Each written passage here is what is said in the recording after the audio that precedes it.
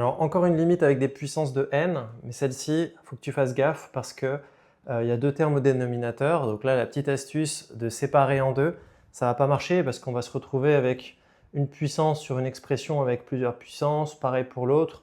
On va pas pouvoir ranger tout ce bazar. Donc là, on est vraiment embêté et on voit bien, on a plus l'infini moins l'infini.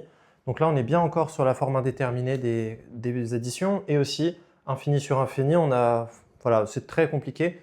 Donc là, on est embêté. Alors, la petite astuce, comment on peut sortir cette fois-ci, c'est que dès qu'il y a une fraction, je peux diviser le haut de la fraction et le bas de la fraction par un même nombre.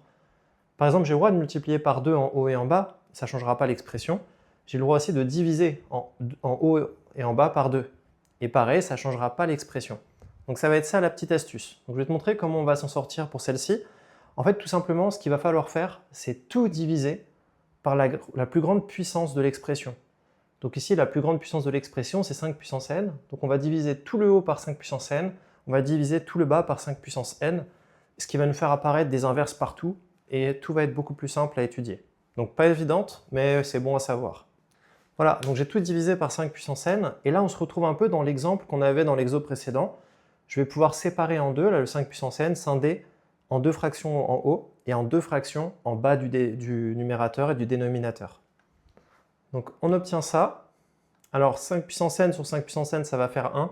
Tous les autres, comme il y a la même puissance en haut et en bas, on peut mettre une parenthèse et mettre la puissance sur le tout.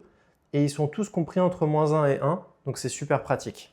Et donc cette expression, elle est beaucoup mieux que l'expression du départ. Ça, c'est compris entre -1 et 1, ça aussi, ça aussi. Donc en les faisant tendre vers la puissance n, ils tendent tous vers 0. Et donc on va avoir 0 au numérateur sur 1, ce qui fera 0. Voilà, c'est tout ce qu'il y a à savoir faire. Donc maintenant, on rédige ça proprement et on a fini. Donc là, on voit toutes ces bases de puissance sont comprises entre -1 et 1. Donc elles tendent toutes vers 0. Donc là, j'ai écrit un peu vite au cas où tu pourrais détailler davantage. Mais voilà, il faut bien préciser, c'est des bases qui sont comprises entre -1 et 1. Et donc après, par quotient, entre les deux expressions, par somme et quotient, donc on va additionner ça puis en faisant le quotient, le tout tendra vers 0 sur 1, donc ce qui fait 0. Donc là, j'ai rédigé un petit peu vite. Donc après, s'il y a besoin de plus de détails, n'hésite pas à faire plus d'étapes si tu veux être sûr d'être rigoureux.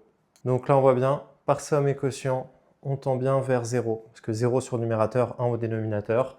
Donc 0 sur 1 va faire 0.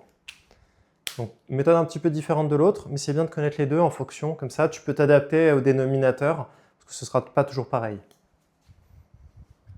Allez, abonne-toi, et on se retrouve dans la prochaine vidéo.